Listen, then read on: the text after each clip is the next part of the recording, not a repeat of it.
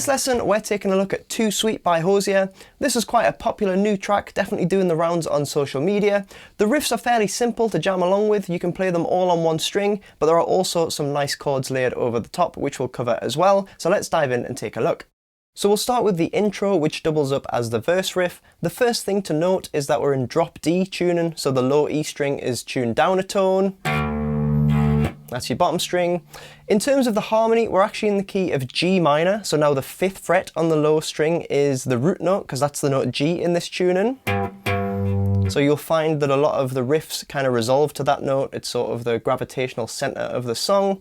And in terms of some tips for the guitar sound, on the demo at the start of the video, I used a bit of mild distortion for this riff, as well as an octave pedal to give the lower octave to add a bit of beef, and a little bit of spring reverb, which you can kind of hear the tail of the spring reverb in the gaps between the notes in the track, but make sure that you don't overdo it because you don't want the reverb to overwhelm the riff.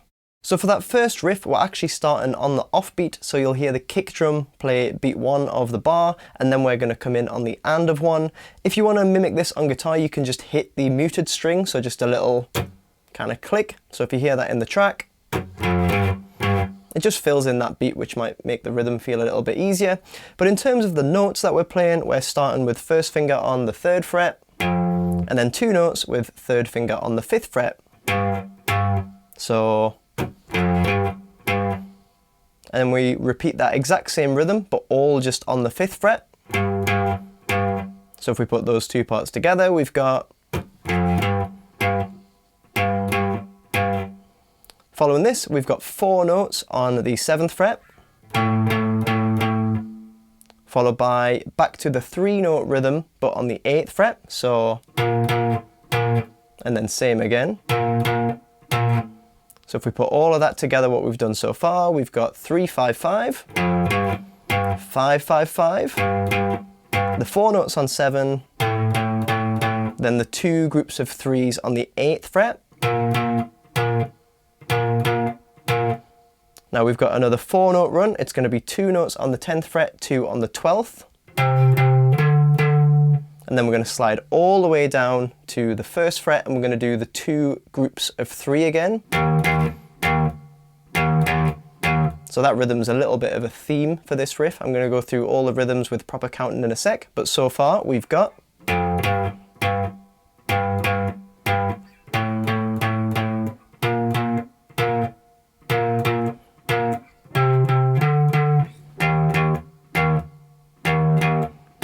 and then you're going to let the beat pass and do another 2 notes on the 1st fret. So that just on the 1st fret we've got... so quite a lot on the 1st fret, you just got to get the rhythms right. Then we're up to the 3rd fret for another 3 notes. And then we're going 3rd fret followed by 2 open strings. And then another 2 really quick open strings. So that ending is...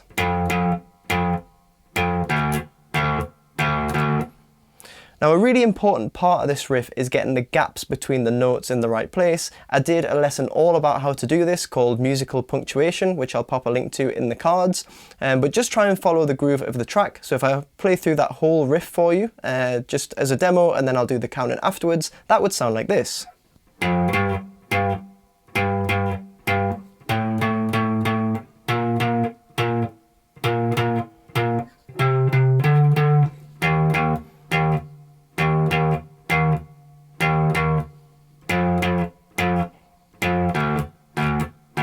Then we'd start again. If I play it without those gaps in, which I'm just creating by relaxing my fingers so that they're touching the string without fretting the note, that would sound like this.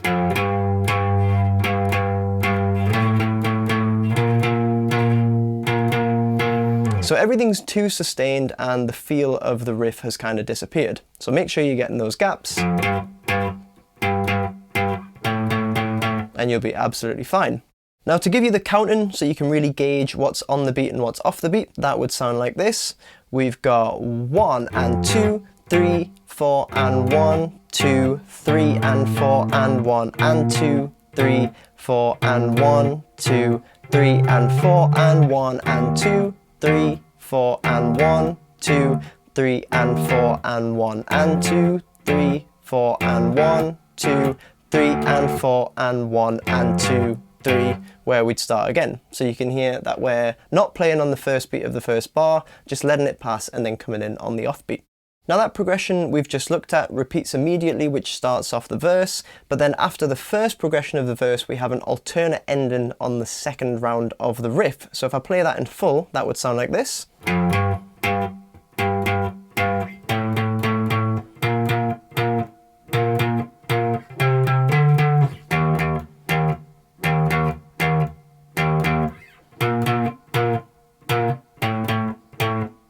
Then we'd start again for another repetition. So it's just that part really at the end, after we've played the notes on the first fret, which are the same. We're sliding up to the 8th fret and we've got this rhythm. So it's basically our familiar 3-note rhythm that we've already had, followed by one extra little stab. So if you put that together, and then repeat that but on the 7th fret.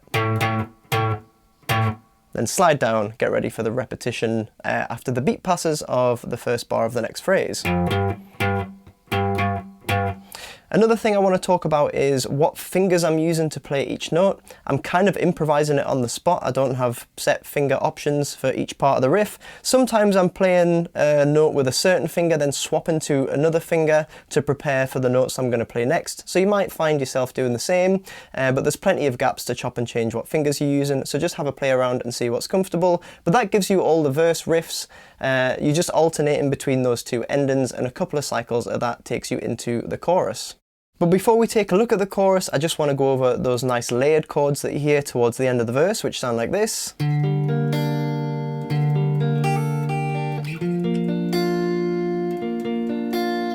They're quite a nice thing to throw in, especially if you've got a looper pedal and you can layer them over the top of your riff.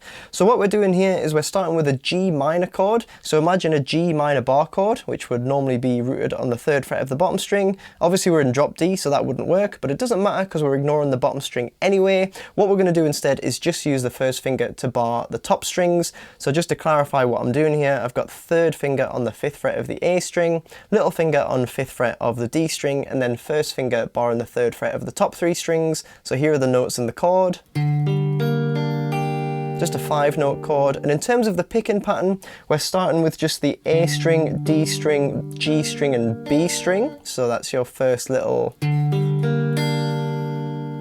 And then after this, we're going to start with the A string, D string and G string again. We're going to skip the B string, and also at this point we're going to take the little finger off. We're going to pick the bar of the top string and then hammer the little finger down. Okay, and then little finger comes off, pick the high E string again, and then just pick down the strings. So it's high E, B string and G string. So there's your picking pattern.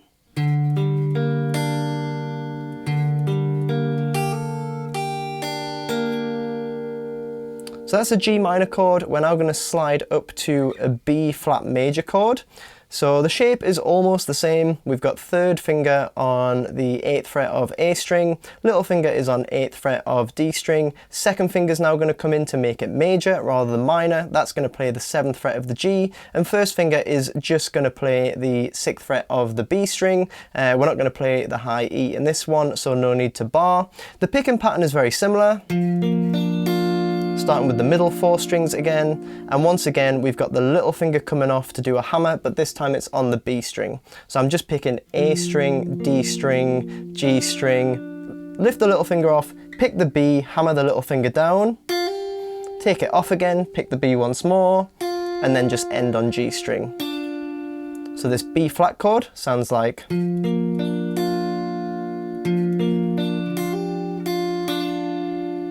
And then omitting that last note from the end just gives us a little bit more time to move to the next chord, which is slightly trickier. The next chord is going to be an E flat using a C shape, which sounds really theoretical, but don't worry about it, I'm going to take you through it. So that's this sounding chord. So what I'm doing here is the little finger is playing the root note on the 6th fret of the A string, Third finger is playing the 5th fret on the D string.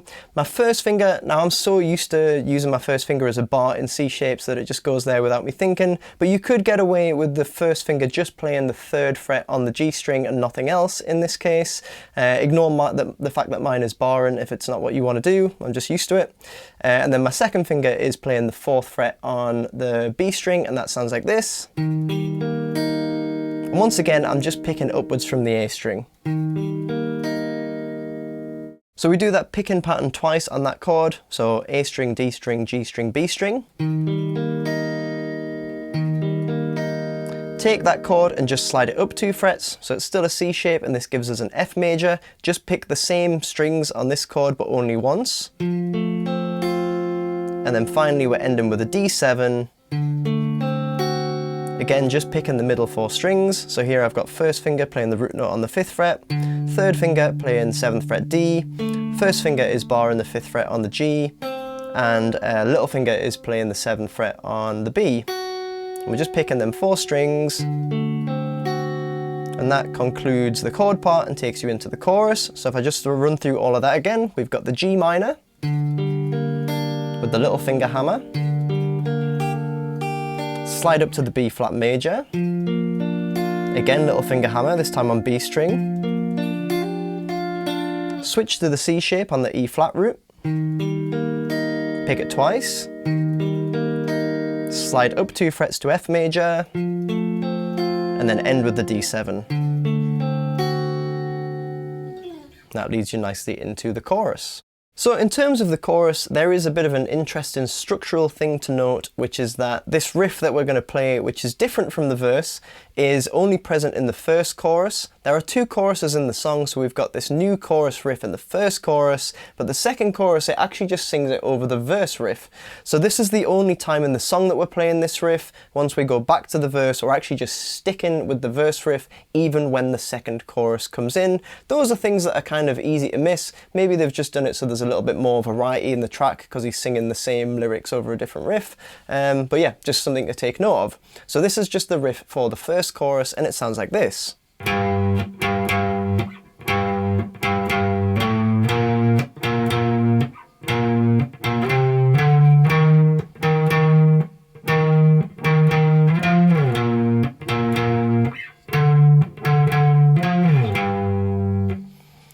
So kind of similar style to the verse, but not exactly the same. This time we're starting on the beat rather than off the beat, so bang on beat 1, and we're also starting on the root note, which is the 5th fret. We're going to play this rhythm, which is kind of the theme of this part. So 1, 2, and 3. And then same again, but we're going to add a little passing note at the end. We're going to play the 5th fret again, but then the 7th fret at the end. So the first sort of 2 segments of this riff are going to go 5, then 5, 7. Then we have the same rhythm on the 8th fret. And then at the end we have 2 passing notes. We're going to go 8, 8, 10, 12. So far.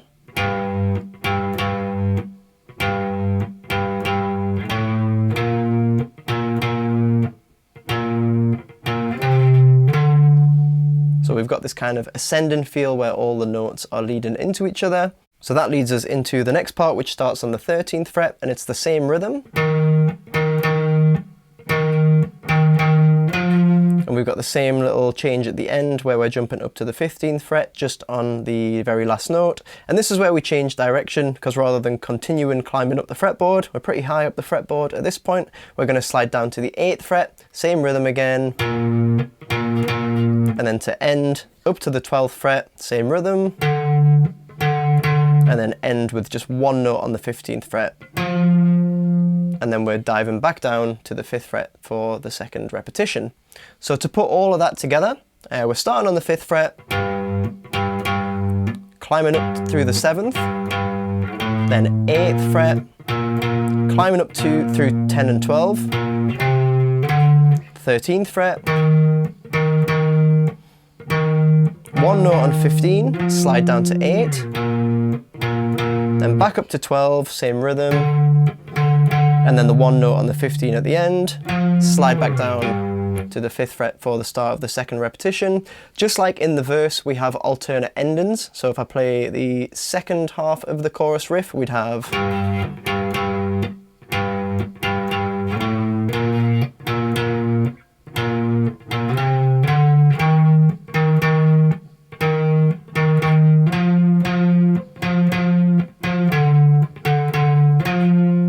So rather than sliding back down to 8, it's actually simplified and we're staying up between the 12th and the 15th frets. So we're doing the climb, we get to the 13th fret, play the same thing. We're adding the little passing note on the 15, but then we're staying on the 15, keeping that rhythm going. And then the same ending with the 12, and then the 15. And then slide back down to the 5. And that sorts us out for the end of the chorus riff.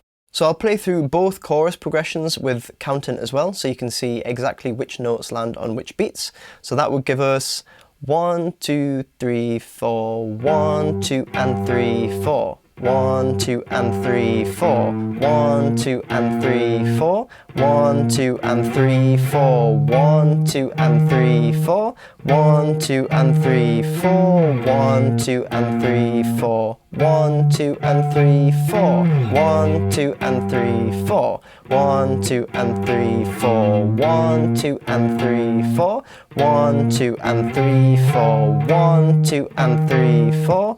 1, 2, and 3, 4. 1, 2, and 3, 4. 1, 2, and 3, 4. 1. So main difference is starting on the beat rather than off the beat, and then just getting that 1, 2, and 3, 4 rhythm down. Once you've got that, you've pretty much got the vibe, and it's just making sure you get all the little passing notes in the right place. But that now gives you all the parts to the song, so it's just a case of putting them all in the right order and nailing the structure. I hope you enjoyed jamming along to this tune. It's got a pretty cool vibe, so do try and nail the rhythms to make sure you get the groove right, and have an experiment trying to match the guitar sound as well. Also, if you're able to use a looper to layer those extra chords over the top, that's also pretty good practice. I'd appreciate you giving the video a like if you found it helpful, and be sure to subscribe for more. There's plenty more songs and guitar lessons on the channel, so hopefully I'll see you for another one soon.